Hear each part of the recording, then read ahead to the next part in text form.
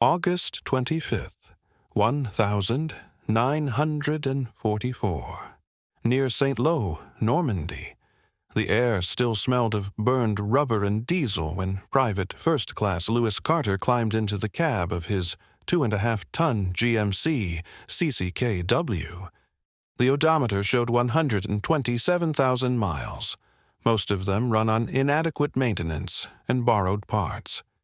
His co-driver, Private Henry Dawson, tossed an empty jerry can into the back and checked the canvas lashings over the fuel drums.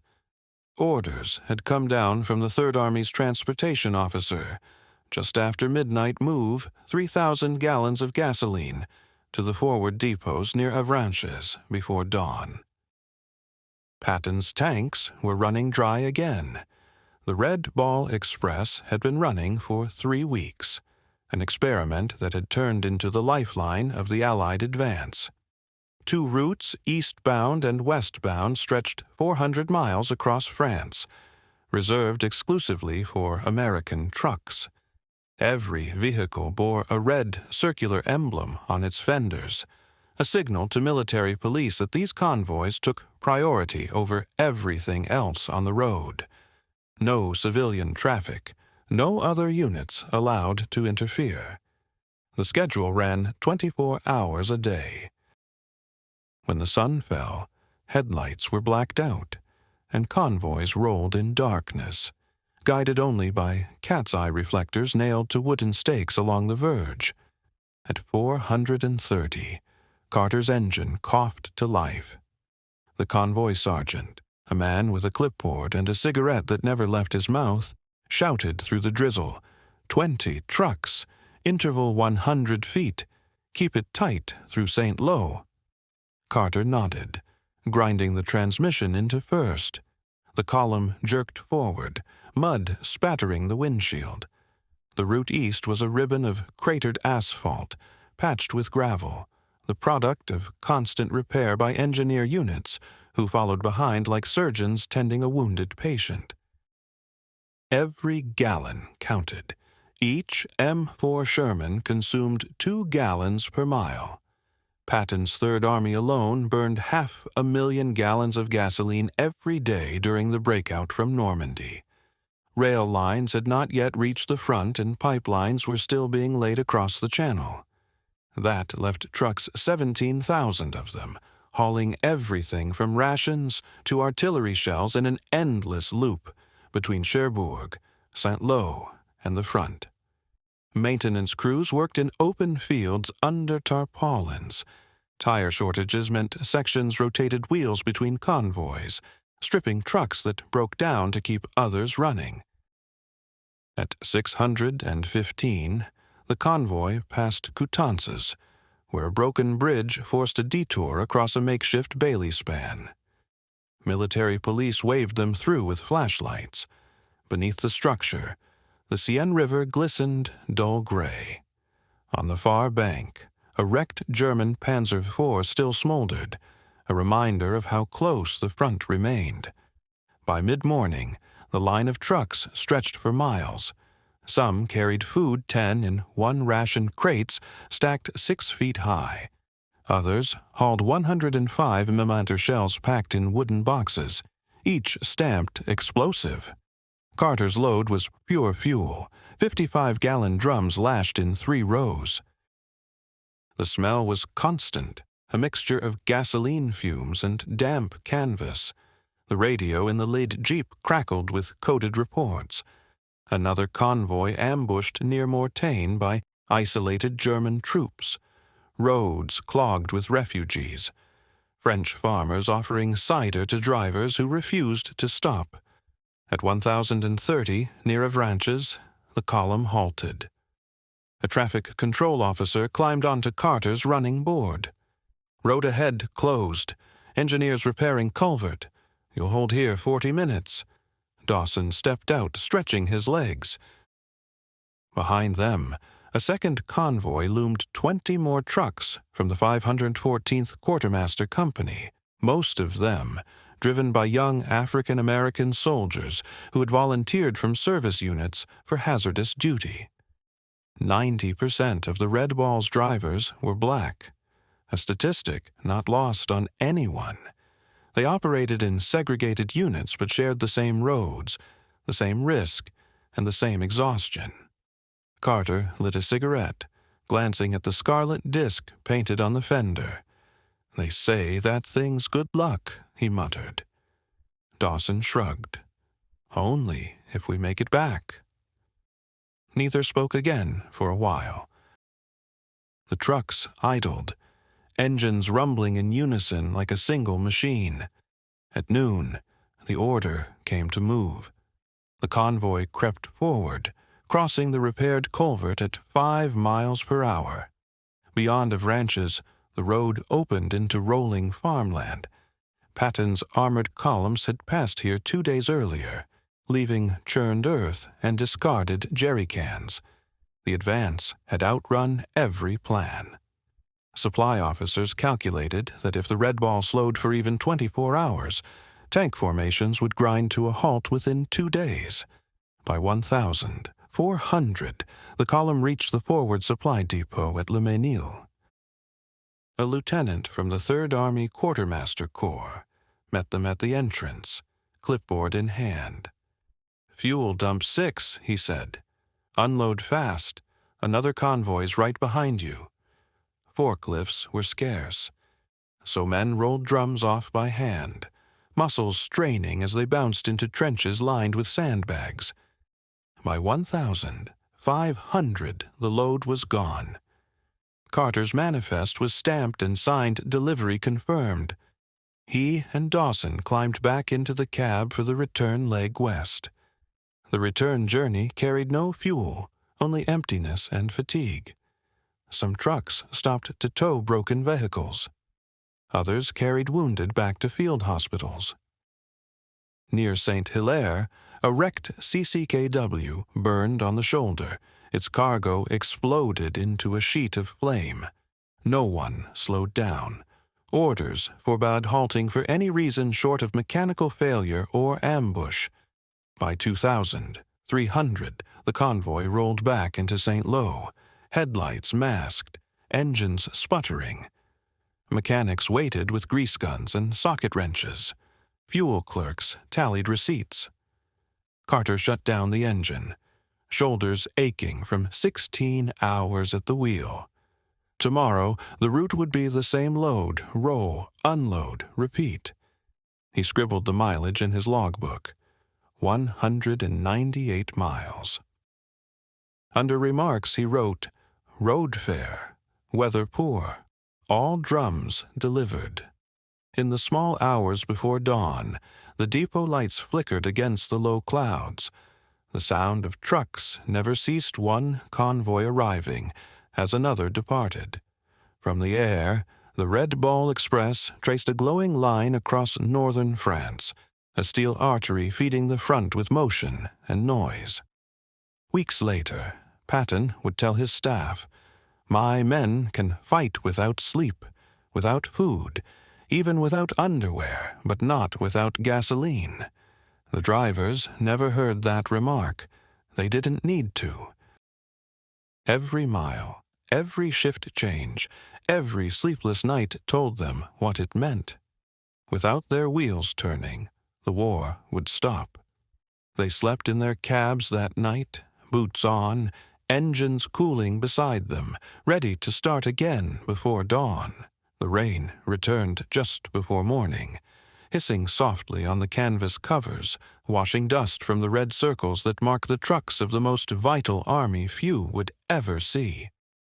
August 29th, 1944. Highway N24, north of Laval. The convoy moved through darkness, lit only by blackout markers nailed along the roadside. Private Henry Dawson drove this time, Lewis Carter dozing against the window with his helmet pulled low. The schedule allowed no rest. Each truck made the round trip twice every 48 hours. Maintenance teams fueled them at night and loaded them again by dawn. The Red Ball Express had become a continuous machine. 6,000 trucks on the road at any given hour. At 210, a flare burned faintly on the horizon. Traffic control flags waved them left into a bypass lane where engineers had rebuilt a collapsed bridge with steel trusses hauled from Cherbourg.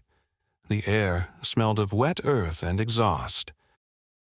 Dawson shifted gears, the truck lurching over the uneven planking. On the far bank, military police stood beside a sign, "Convoy speed 25, no stops." The road south to Alençon was cratered and slick. Somewhere ahead, Patton's armored divisions were pushing toward the Seine, consuming gasoline faster than anyone had predicted. Carter woke, rubbing his eyes. How many hours since last chow? Dawson glanced at the dashboard clock. 21. Neither expected better. Supply dumps served only coffee and canned meat at shift changes. The Transportation Corps' field kitchens ran behind schedule, short of both manpower and food. Most drivers carried their own rations. K packets wedged beside the seat, often eaten cold while moving. The only comfort came from the convoy's rhythm. Engine roar, gear change, road vibration under the seat. At 400, near Mayenne, they passed a column of French civilians pushing carts of salvaged furniture. The convoy horn sounded once, warning them clear. Behind the line of trucks came another formation fuel tenders from the 39 18th Quartermaster Battalion, each hauling 2,500 gallons of aviation gasoline. The fumes clung low in the humid air. The column stretched beyond sight, every vehicle marked by the red disc on its bumper. Local villagers called them La Balle Rouge, watching in silence as the endless chain of motion crossed their towns. Mechanical discipline governed every mile. Each convoy had a lead jeep, a trail jeep, and a wrecker truck midway for breakdowns. Radio operators in the lead vehicle transmitted position reports every 30 minutes to a field net that relayed through relay towers built along the route. The system reduced chaos, but not fatigue. Between Saint-Lô and Chartres, accidents averaged 10 per day drivers, asleep at the wheel, blown tires, overturned loads. A truck carrying 105 Menomet shells had exploded 2 nights earlier after clipping a bridge abutment. The shock wave shattered windows for half a mile. By sunrise, Carter and Dawson reached the refueling station at Le Mans. The ground crews wore coveralls stained black from diesel and grease. Each truck received 20 gallons from a hand pump before rolling on. They moved east again at 630, the sun rising behind the wreckage of a German convoy destroyed weeks earlier. Burned-out Opel trucks and shattered helmets littered the ditches. Flies buzzed thick over the twisted metal. At 930, the convoy stopped at a control point marked Depot 53. A quartermaster lieutenant checked manifests, his clipboard damp with sweat. Destination Chartres railhead. Deliver by 1,400. The men nodded and climbed back in. Road dust turned the trucks gray. Their engines never cooled. 2 hours later, approaching Chartres, anti-aircraft guns opened fire from a field battery on the outskirts.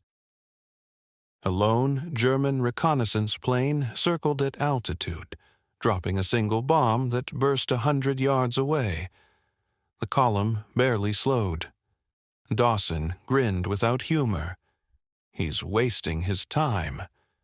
We'll be gone before he climbs again. By 1,300, they reached the Chartres fuel depot, a sprawl of canvas tanks, trenches, and tin-roofed sheds under camouflage netting. The depot handled 2 million gallons daily, pumped into jerry cans and drums bound for Patton's forward armor. Engineers had built the site in 5 days, using British pipe sections and salvaged French tank cars. The smell of gasoline hung thick in the air. nauseating after hours of breathing fumes. Unloading was mechanical. Crews rolled drums down ramps, marking totals with chalk. Each truck emptied in 15 minutes. Carter signed the delivery sheet while Dawson refilled the radiator with captured German antifreeze. They had 50 minutes before the return convoy assembled. The men stretched on sandbags, eyes half closed, boots still on. No one spoke. At 1,500 engines restarted in sequence. The road west was now jammed with outgoing convoys, each carrying empty drums, scrap metal, and wounded. Dawson fell silent at the wheel. The rearview mirror showed only the shimmer of heat and dust, the faint red discs glowing through haze. At 2,000, they stopped near Le Mans for a 10-minute rest. Carter stepped out, watching another convoy rumble past black drivers, white officers, faces streaked with dust. The trucks rolled by like a single unbroken column of steel. He counted until he lost track. Somewhere in the darkness ahead, Patton's tanks were crossing the Seine, still burning the fuel they had just delivered. He climbed back into the cab as Dawson turned the key. The engine caught, rattling with the familiar cough. The truck fell in behind the taillights ahead, another link in the chain. On the horizon, faint artillery flashes marked the front. The Red Ball Express rolled on, its wheels grinding forward through fatigue and dust, the pulse of an army that refused to stop. By midnight, the line of headlights disappeared into the black sky, the road humming beneath thousands of tires. No one kept count anymore, only mileage, fuel, and the distance still to go. September 2nd, 1,944. Temporary maintenance depot, Le Mans sector. The morning fog hung low over the open field where hundreds of trucks stood nose to tail, engines idling. Corporal Raymond Jefferson crouched beneath a CCKW's chassis, tightening a loosened drive shaft bolt. His hands were black with grease, his eyes red from 3 nights without real sleep. Around him, mechanics worked in silence, broken only by the hiss of air compressors and the ring of wrenches on steel. The Red Ball Express had entered its 3rd week, and the fleet was disintegrating under its own pace. Each truck was designed for 10,000 miles between overhauls. Most had exceeded that in half the time. Tires split from heat, brakes burned out on long descents, radiators leaked from bullet holes and vibration. Jefferson's section had 38 trucks assigned. 11 were operational that morning. Spare parts came slowly, often scavenged from wrecks along the route. Nothing was wasted: hoses, fenders, even windshield glass. Mechanics worked 12-hour shifts, then climbed into cabs to drive relief runs when manpower ran short. At 700, Sergeant Harold Watkins, convoy master of the 2701st Quartermaster Truck Company, spread his map across the hood of a Jeep. Beside him, platoon leaders waited for assignments. The new directive from headquarters listed priority cargo, aviation fuel, rations, and medical supplies for the Third Army. The Army was racing toward the Moselle River now, 70 miles ahead of its fuel lines. Watkins traced a finger along the chart. We'll move at 900, route B7, Laval to Nancy. No stops except control points. Enemy air still active near Reims, so blackout protocol from 1,800. Jefferson emerged from under the truck, wiping his hands on a rag. "She'll run," he said. Watkins nodded. "Good. You're in the 2nd section. You'll be lead mechanic." Jefferson understood what that meant. Drive last in line. Pick up stragglers, fix what broke, or tow it clear. He climbed into the cab, adjusted the rearview mirror, and checked the gauges. The fuel needle barely reached a quarter. At 845, 20 trucks rolled out of the field, engines drumming in steady rhythm. The convoy stretched down the gravel road, dust rising behind them. The route east passed through countryside, already stripped bare by war villages without roofs, orchards flattened by tank tracks, bridges patched with timber. French children waved as they passed. Most drivers didn't wave back. Both hands stayed on the wheel. By 1,100 they reached Chartres. The cathedral's spires were visible beyond the ruins, blackened but standing. Traffic control soldiers waved them through toward Chalons-sur-Marne. The convoy averaged 20 miles an hour, limited by load weight and road damage. Each truck carried 5,000 pounds of fuel drums or ammunition. The smell of oil soaked everything: their uniforms, their food, their skin. Shortly after noon, the column halted for a broken axle 2 trucks ahead.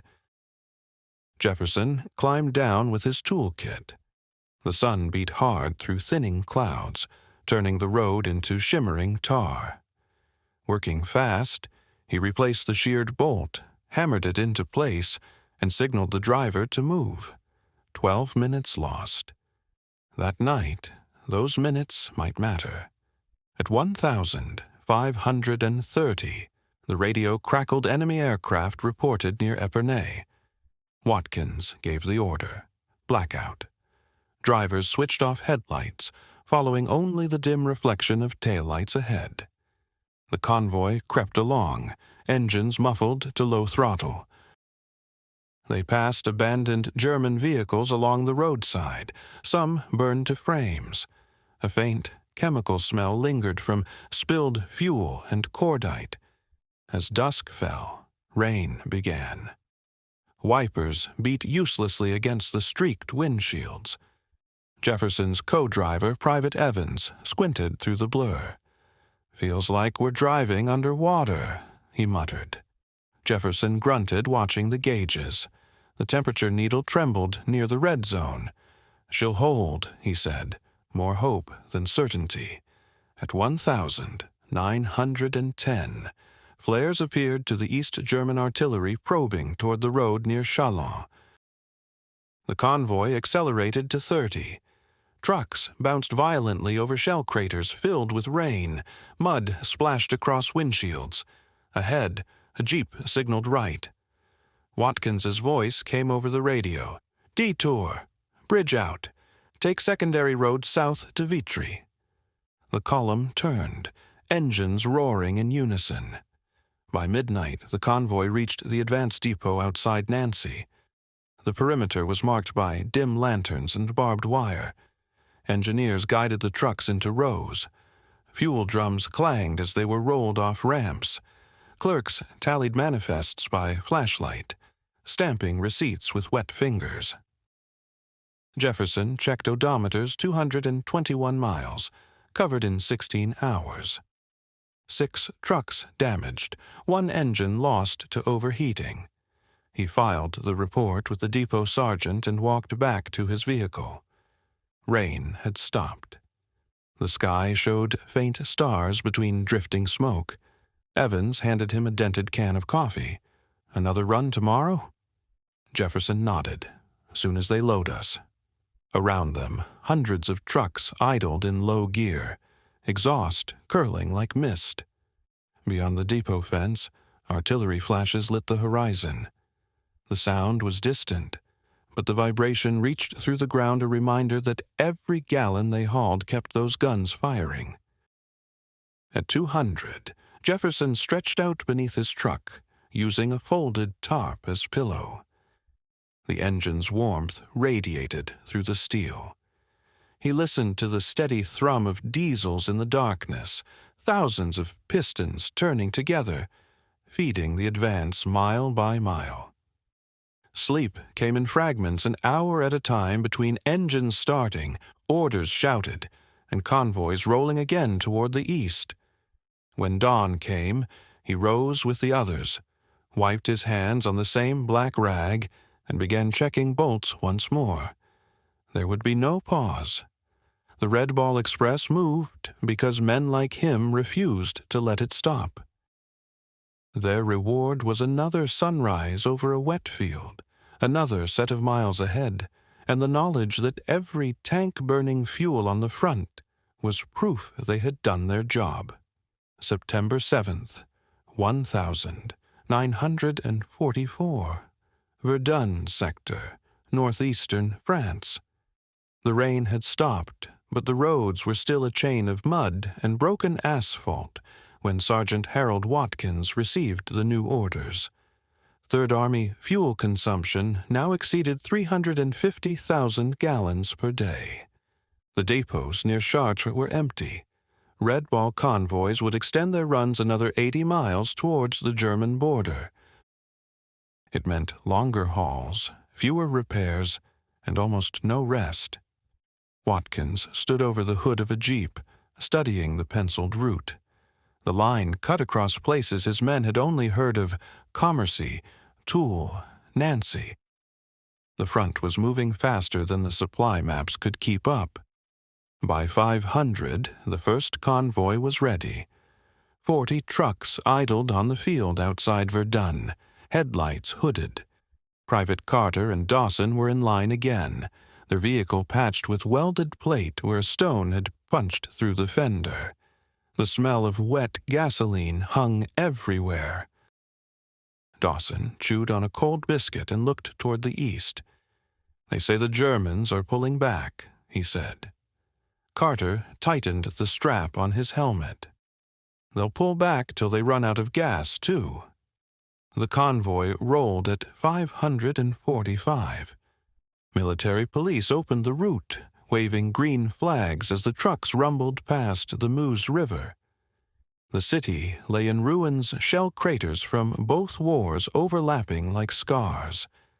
Outside the ruins of Fort Douaumont, French civilians watched silently as the long line of vehicles climbed the ridge. They had seen armies come and go before. At 830, the lead jeep signaled a halt near Eton. A bridge had collapsed under a tank column the previous night, forcing another detour. Engineers directed them through a muddy bypass cleared only hours earlier. One truck stalled in the water crossing. 2 more bogged down. Jefferson's maintenance wrecker winched them free while men pushed in knee-deep mud. Fuel leaked from one cracked drum, forming a rainbow sheen across the puddles. Every gallon mattered, but there was no time to recover it. They resumed at 1030, engines growling as they climbed toward the Moselle Valley. The sound of artillery grew stronger. Patton's vanguard had reached the river but lacked the fuel to cross. Reports from headquarters said the armored divisions were immobilized, their tanks sitting idle within sight of German positions. The message was clear: deliver or the offensive stops. At 1230, near Commercy, enemy aircraft appeared without warning, 3 Focke-Wulf 190s flying low along the highway. The convoy scattered for the ditches. Bullets ripped through canvas and steel, setting 2 trucks ablaze. Carter and Dawson threw themselves behind a culvert as one fuel drum exploded, sending black smoke across the fields. The attack lasted less than a minute. When the planes disappeared, Watkins ordered men back to their trucks. Fire crews from the rear used sand and foam to smother the flames. 2 drivers were dead, 5 wounded. The surviving trucks regrouped and moved on. Orders forbade halting for burial. The dead were reported by radio for later recovery. By late afternoon, they reached Toul. The depot there had no pumps, only men with hand hoses drawing from makeshift reservoirs. The ground shook from distant artillery. Dawson climbed onto the truck roof, rolling off the first drum while Carter steadied it below. They worked until their arms burned. At 1000, 810. The last drum was delivered. Watkins signed the manifest with a stub of pencil and told them to eat before returning. The return route was worse. Darkness came early under heavy clouds. Rain returned, mixing with smoke drifting from burning vehicles along the road. Headlights were forbidden. The drivers followed the glow of the exhaust ahead. 20 feet of visibility, no more. Jefferson's wrecker towed a crippled truck for 60 miles through the night. Somewhere beyond Bar-le-Duc, a bridge weight limit forced them to unload half the cargo and carry it by hand across the planks. The job took 2 hours. No one spoke except to curse quietly at the mud. Near midnight, they halted on a ridge overlooking Verdun. The valley below flickered with flashes from distant shell fire. Carter leaned against the wheel, too tired to climb out. "Feels like we're moving, and the earth's standing still," he murmured. Dawson nodded, eyes half closed. "As long as the gas moves, the tanks move." Neither said more. At 200, they rolled again toward the west, engines droning like a low chant. Behind them, the sky glowed faintly orange where the burning trucks still smoldered. Ahead, a new day waited with another load, another stretch of road that seemed to have no end. When dawn came, the convoys emerged at the crossroads near Bar-le-Duc. Hundreds of trucks moved in both directions, wheels sinking into the mud, drivers blinking through exhaustion. From the air, it would have looked like veins carrying lifeblood through a broken body. No ceremony, no music. Only the sound of engines, the pulse of the Red Ball Express feeding the war one drum at a time. September 11th, 1944. Nancy, France. The forward depots overflowed with vehicles waiting to unload. Trucks stretched in lines 2 miles long, engines idling under the gray morning sky. Sergeant Watkins stood beside a fuel tank, watching his men shuffle through puddles with empty jerry cans. The Third Army had captured Nancy, but its tanks were dry. The advance had reached the limit of what wheels alone could support. Watkins carried new orders in his pocket. Run continuous shuttles between the Loire railheads and the front until the pipelines caught up. It meant driving for 72 hours without rest.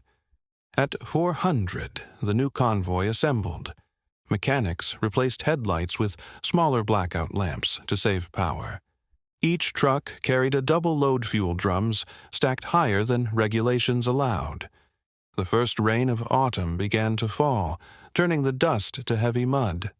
Private Jefferson, still limping from a wrenched knee, climbed into his wrecker. Carter and Dawson followed in the fourth truck of the column, coffee sloshing in a tin mug between them.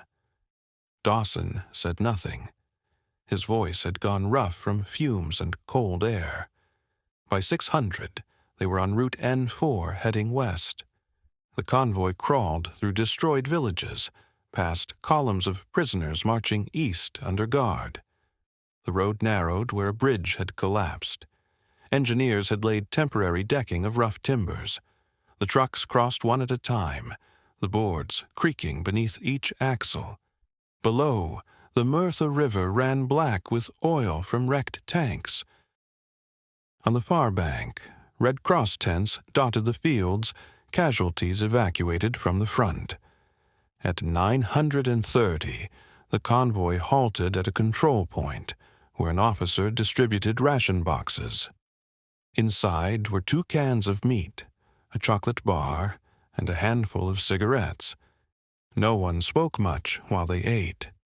Watkins's radio buzzed with a coded update. German counterattacks near Metz. Fuel losses heavy. Every convoy reaching the area must unload immediately, regardless of schedule. He relayed the order down the line, voice flat. They rolled again through the afternoon. The air smelled of smoke and wet diesel.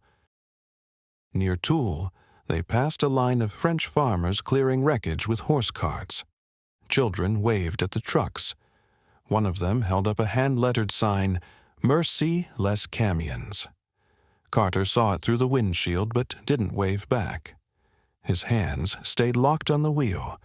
At 1,500, the weather cleared. The road climbed into wooded hills east of Bar-le-Duc. Convoy spacing widened for safety. Breakdowns were frequent now. Jefferson's wrecker stopped twice to repair blown tires. Supply of spares was exhausted, so he cut usable tread from wrecks, bolting it onto intact wheels with salvaged rivets. When he rejoined the column, dusk was falling. By nightfall, they reached the fuel dump at Chalons. A line of tankers already waited to fill aircraft depots. The air hummed with generators and pumps. Fuel poured through hoses into underground bladders at 8,000 gallons per minute. Officers shouted over the noise, directing trucks to unloading bays. Watkins handed over his manifest, then watched the barrels roll down ramps, splashing mud with every thud. One burst open, soaking a soldier in gasoline. No one laughed. The man wiped his face, resecured the hose, and kept working. At 2,230, the unloading was complete. Watkins gave the order to rest 30 minutes. Men slumped against fenders, some sleeping sitting up. Carter and Dawson shared a cigarette in silence. Dawson's eyes were bloodshot. "Feels like we've been on this road since Normandy," he said. Carter nodded. "Maybe we never left." The return leg began before midnight. The road was slick with rain and fuel spills. The convoy lights made dim tunnels through the darkness. Near Reims, a traffic jam of wrecked vehicles forced them onto a bypass route marked only by stakes and arrows. Drivers relied on instinct, following exhaust flashes of the truck ahead. When fog closed in around 300, visibility fell to 20 feet. Watkins radioed for reduced speed, but fatigue did its work. One truck swerved off an embankment, rolling onto its side. The driver crawled out unhurt.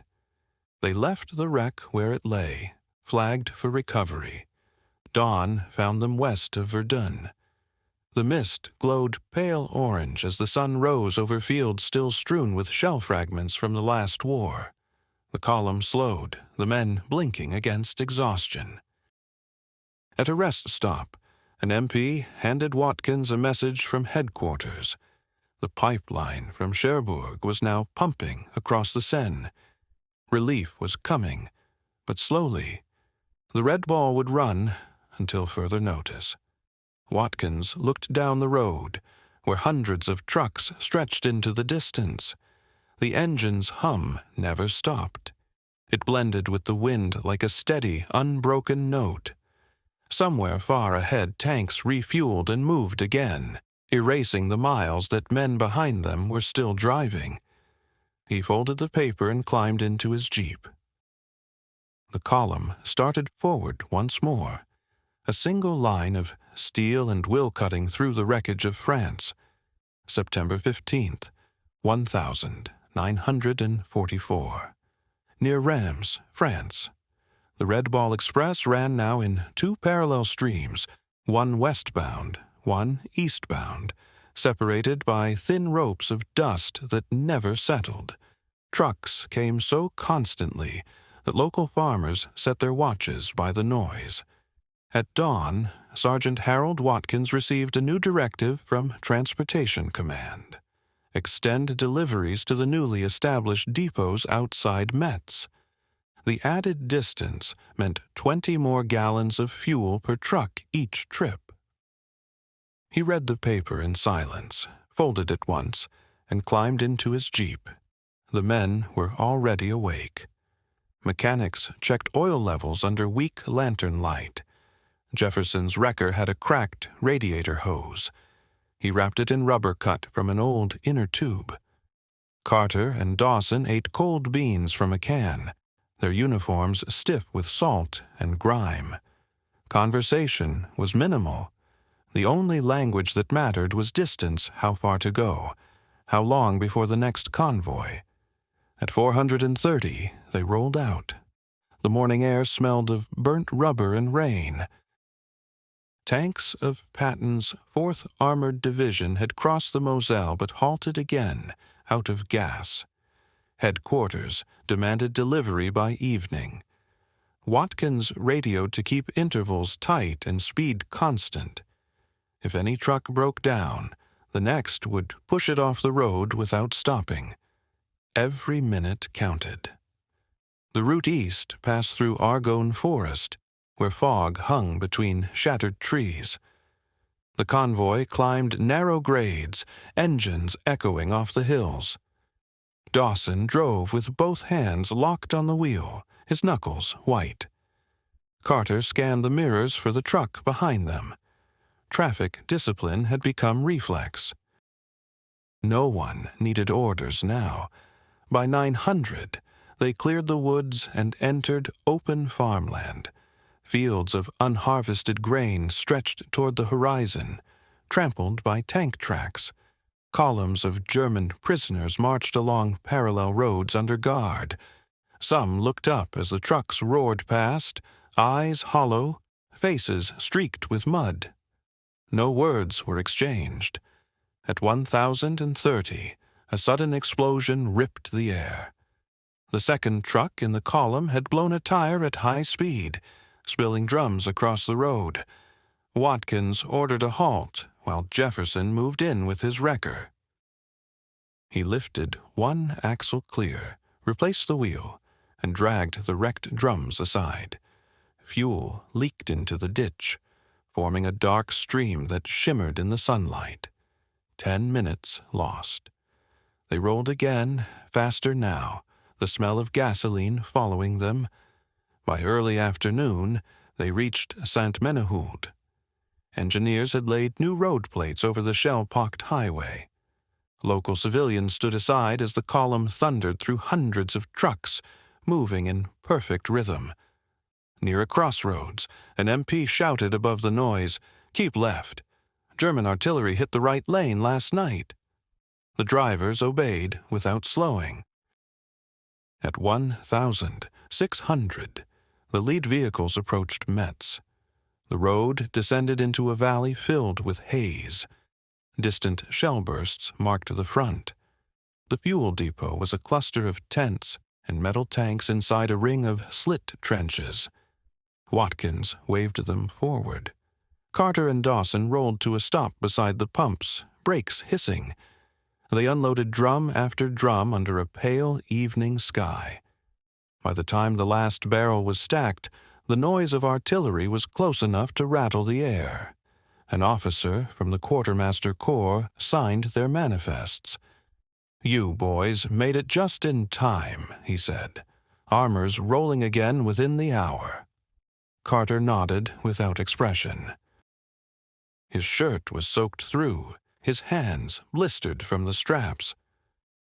Dawson sat on the fender, too tired to stand.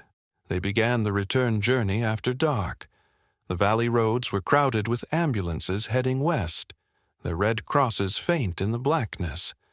Rain fell again, soft but constant. Convoy discipline broke down in places where craters forced single-lane passage. Drivers used the glow of the exhaust ahead as their only guide.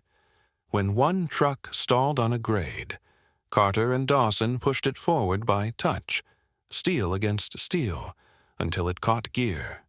At 2,300, the radio crackled. Watkins's voice came through faintly. "All units hold at Verdun. Enemy counterattack near Metz. Wait for escort before dawn." The trucks pulled onto the roadside fields and shut down engines one by one. The sudden silence felt foreign after weeks of noise. Men climbed from cabs, stretching in the damp air. Some lay down under their vehicles, using tarps for cover. Others lit cigarettes, the small orange tips flickering like stars across the dark field. In the distance, artillery thudded without pattern. Carter leaned against the wheel well, eyes half closed. "Think it ever ends?" he asked quietly. Dawson shrugged. "When they've got enough gas to reach Berlin." He tossed the cigarette into the mud and climbed back into the cab. Before dawn, the order to move would come again. The engines would start, headlights would vanish under blackout shields, and the Red Ball Express would continue its unbroken pulse eastward through rain, mud, and exhaustion until the tanks moved once more. September 20th, 1944. Verdun sector. The night fog lay heavy over the staging fields when engines began to turn over. Sergeant Watkins walked the line of trucks, clipboard under his arm, checking tail numbers by flashlight. The new route orders had arrived an hour earlier, emergency priority run to the Third Army's spearhead near Thionville. German counterattacks east of Metz had cut fuel lines again. Patton's tanks were stalled 20 miles from the Rhine. Headquarters wanted every usable truck rolling within the hour. Watkins didn't argue. He just moved down the line, tapping each fender as he passed. By 500, the convoy was in motion, 43 vehicles crawling out of the fog onto the N3 highway. The ground was slick with mist. The road ahead shone under the weak moonlight. Carter and Dawson were sixth in line, eyes red from no sleep. Jefferson's wrecker trailed behind, loaded with spare tires and chains. The plan was simple move fuel. Turn around, repeat. Nothing else mattered. At 700, they reached the Meuse Bridge. Engineers had reinforced it with timber since the last crossing, but the span still groaned under weight, one truck at a time. Below, the river ran slow and black. French fishermen watched from the bank as the armored procession of trucks passed overhead, headlights masked, exhaust rising in ghostly plumes.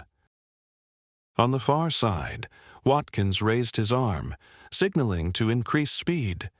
The convoy settled into rhythm, 20 miles per hour, 100 feet spacing. Each driver followed the glow of the taillight ahead. When rain began again near Saint-Mahiel, it blurred everything into a single gray wall. Dawson steered by instinct, one hand on the wheel, the other steadying the rifle across his lap. The occasional crack of artillery echoed from the east, dull and distant. At 930, they reached a burned-out village where the road narrowed between collapsed houses. A French woman in a headscarf stood beside a handcart piled with scrap metal. As they passed, she lifted a small American flag someone had given her weeks earlier. No one in the convoy saw it except Jefferson, who saluted once through the windshield before shifting back to second gear. By noon, they crossed into the operational zone of the 4th Armored Division. Tanks sat camouflaged under trees, crews smoking and waiting for fuel.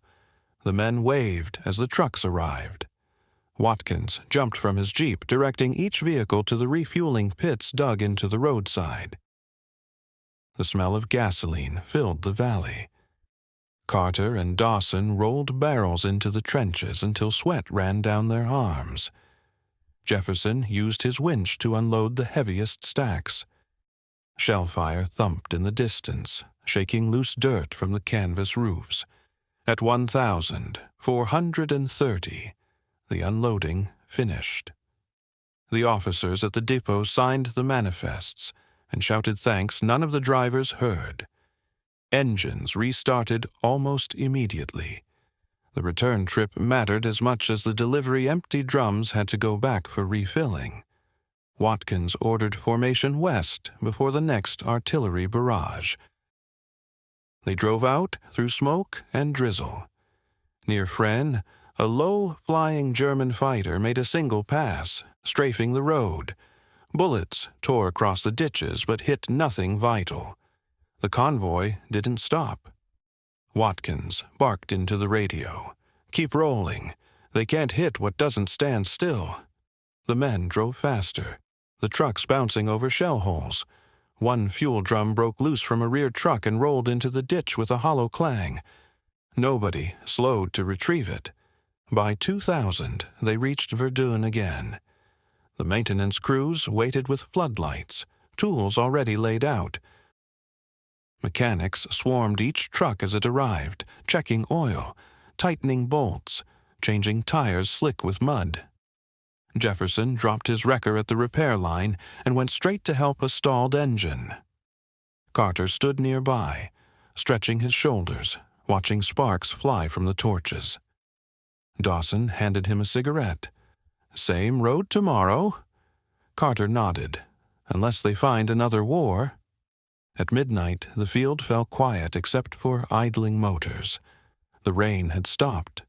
From the east, flashes of distant gunfire flickered over the horizon, reflected in the puddles around the depot. The smell of fuel and wet earth hung heavy. Watkins sat in his Jeep, filling out the daily report. 43 trucks dispatched, 42 returned, 1 disabled beyond repair. He signed his name, tore the sheet from the pad, and slipped it into the message pouch for transmission. He looked once more toward the dark line of the highway. Another convoy would start before dawn. The Red Ball Express didn't rest. It only paused long enough for engines to cool and men to breathe.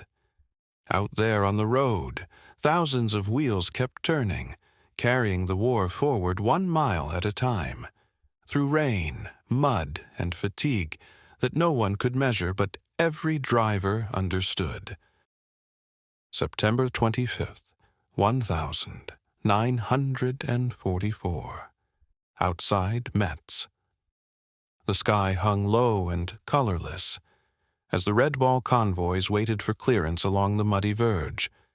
Overnight rain had turned the route into a ribbon of ruts and standing water. Sergeant Watkins stood beside his Jeep, hands in his coat pockets, listening to the dull thunder of artillery to the east. Headquarters had ordered emergency deliveries of ammunition to the forward batteries. Fuel could wait. Shells were now the priority. He counted 50 trucks lined up along the road, each loaded to the rails with wooden crates stenciled 105 Motechai. The engines idled in gray exhaust, the men half asleep at their wheels. At 500, the signal came to move. The convoy crawled east, following a road lined with broken telephone poles. The first light revealed a landscape soaked and torn, fields cratered by shell fire, bridges rebuilt with timber. Carter and Dawson led the second section, the truck groaning under the weight. Each crate had been strapped twice to keep it from sliding. Dawson hunched forward, jaw tight from fatigue. Carter rubbed condensation from the windshield with his sleeve, muttering, "Feels like the same day over and over." By 800, they reached the Moselle. Engineers directed traffic across a Bailey bridge laid over twisted girders of the original span. The planks creaked, bolts squealing under the load. A pair of MPs waved them forward with red flags. Beyond the bridge, wrecked half-tracks and burned trucks littered the embankment. One had exploded earlier that morning when a shell struck its cargo. The smell of cordite hung in the air. At 930, a messenger jeep from headquarters overtook them, with fresh orders: accelerate the delivery.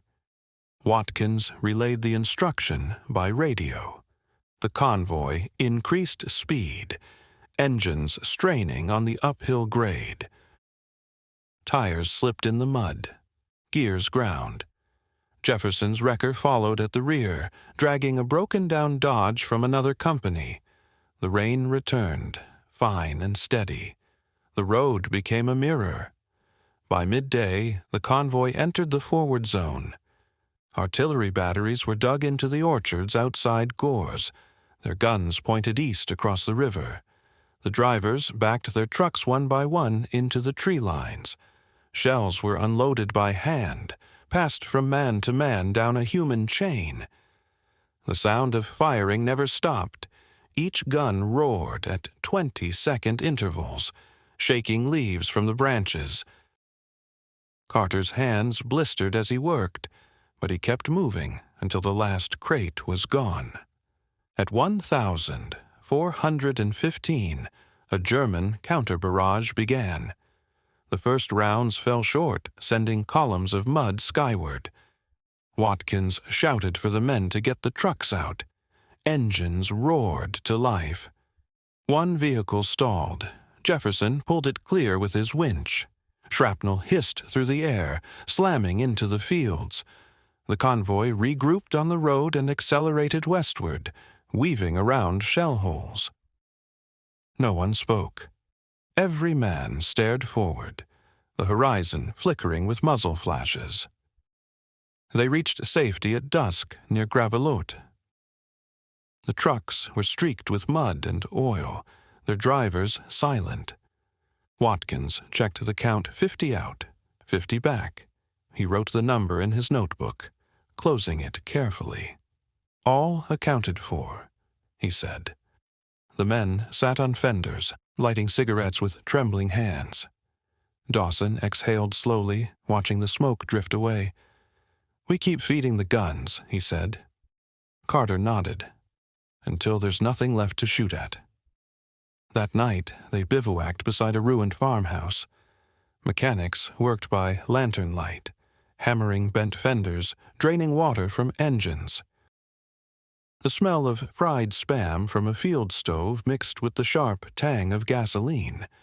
Somewhere beyond the ridge, heavy guns fired in steady rhythm.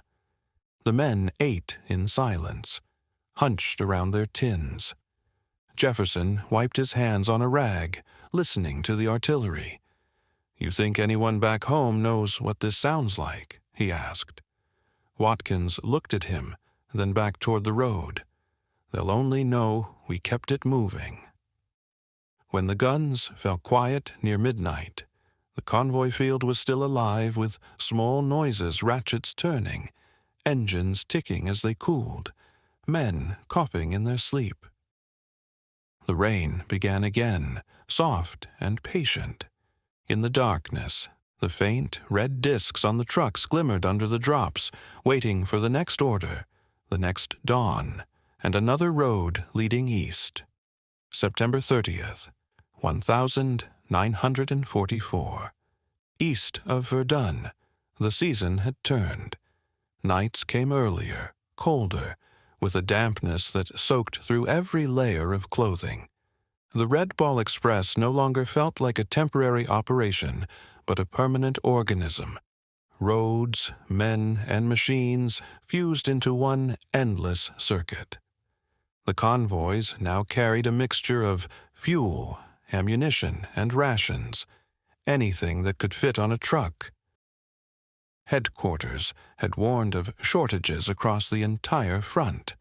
Watkins read the bulletin by lantern light and folded it without comment. His men already knew. At 430, engines started in the mist. The trucks left the field one by one, each marked by its faint red emblem. Jefferson's wrecker was missing a headlight. Carter's truck had a cracked windshield, and half the convoy ran on retread tires. Yet they moved. The route was familiar now. Verdun to Luxembourg, a 6-hour run if nothing broke and the weather held. By dawn, the sky glowed silver behind thick cloud. The men drove through it without talking. Mud splashed against fenders, and exhaust hung like smoke over the line. Dawson kept a steady rhythm on the accelerator, eyes fixed on the faint taillight ahead. Carter dozed between gear shifts, waking only to check the gauges. Behind them, Jefferson followed, his radiator patched with solder and prayer. At 830, the convoy entered the Ardennes region, where the road twisted through dark forests. Visibility fell to yards. The trucks moved slower, wheels slipping on wet leaves. In the distance, artillery echoed, dull and heavy. They were within range now of German batteries across the Moselle. An MP at the crossroads shouted a warning. "Keep moving! Enemy patrols reported last night." The column accelerated. Around 1,000 hours, the lead truck hit a mine near a culvert. The explosion lifted it off the road, scattering debris and fuel drums. The convoy braked in chaos. Watkins jumped from his jeep, shouting orders. Jefferson pulled forward, winch cable already unspooling. The wreck burned hot, flames cutting through the mist. 2 men dragged the driver clear. The co-driver was gone. Watkins marked the spot on his map and waved to the others ahead. "No stops. Push through." Within minutes, the road was moving again. The destroyed truck left smoldering behind. They reached Luxembourg by 1,430. The city lay scarred but functional, its streets filled with soldiers and civilian carts. At the fuel depot, French laborers helped unload drums into underground tanks. Carter and Dawson worked silently, faces streaked with soot. Watkins signed off the manifest while engineers refueled the first tanks bound for the front. Rain began again, drumming against the canvas roofs. By evening, they were westbound.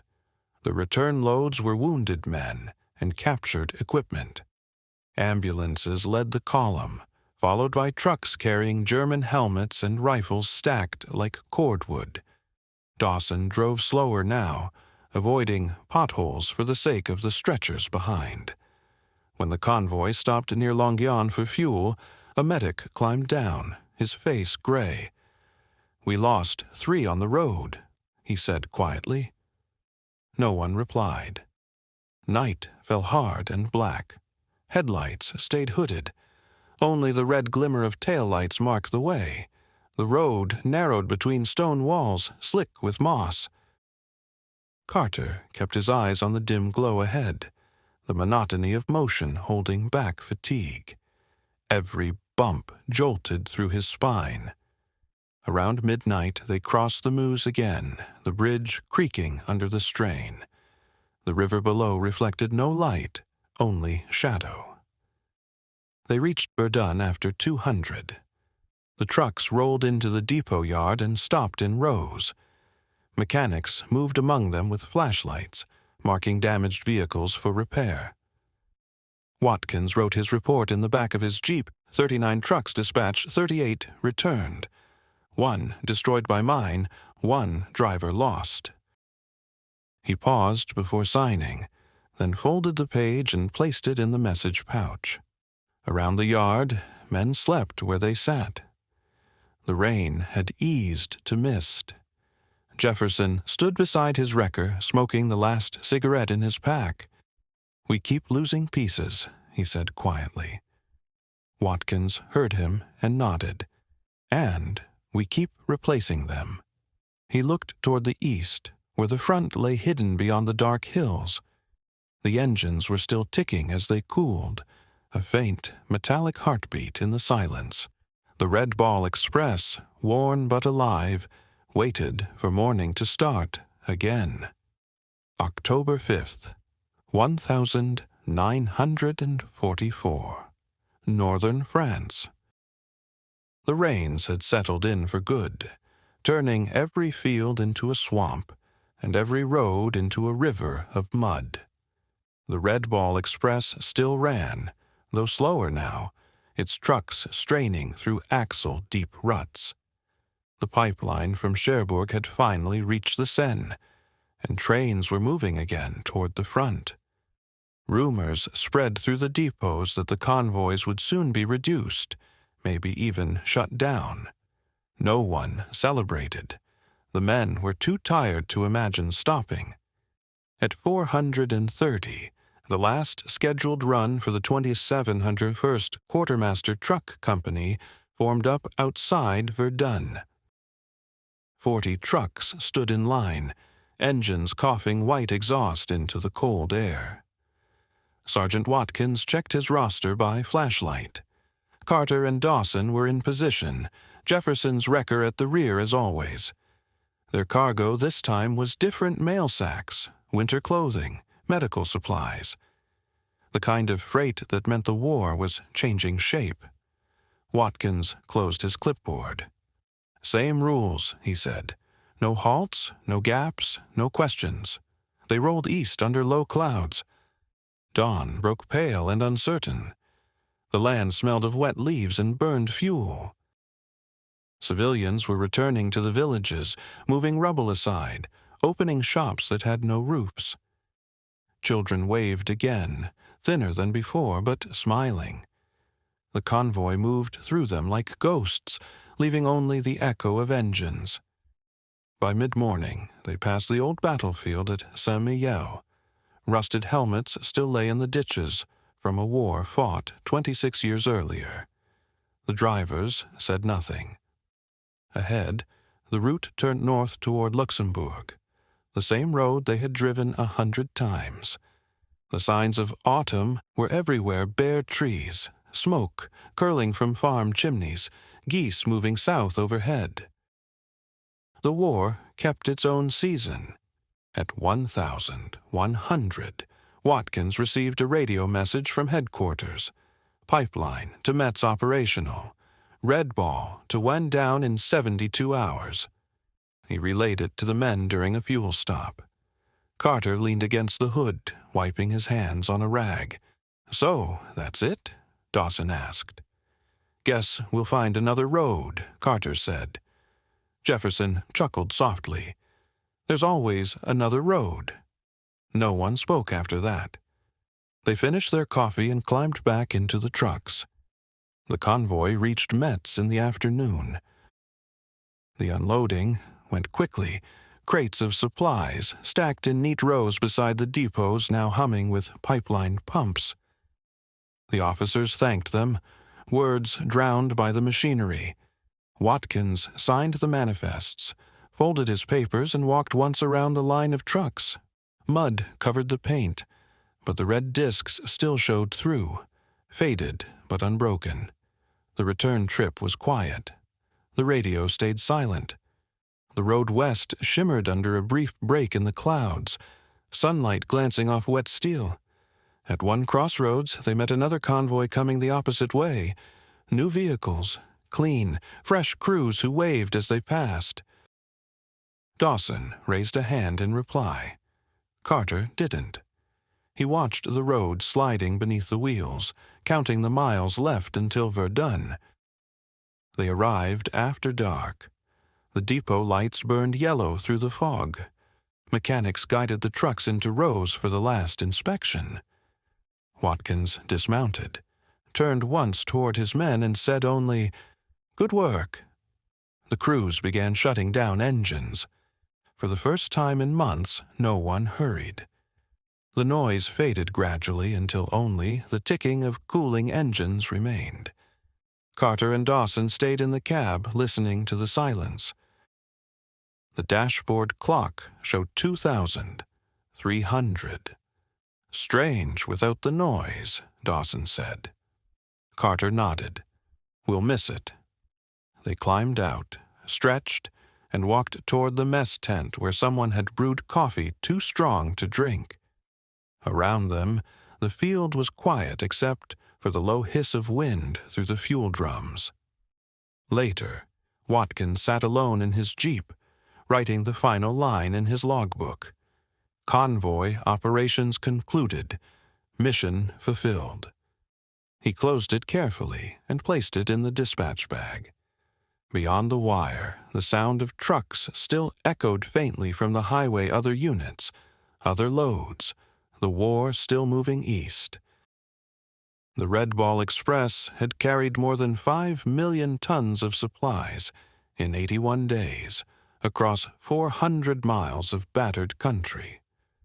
Most of its drivers had no names and reports, only numbers and mileage. Yet without them, the tanks, planes, and armies that crossed France would never have reached the Rhine. When the last engine shut down, the night settled heavy and still. The road that had once thundered with motion lay empty, gleaming under the rain. The men slept where they were, their uniforms stiff with dust and fuel. And in the dark, the fading smell of gasoline lingered, a reminder of the road that had fed a war, and the men who had kept it alive, mile by unending mile.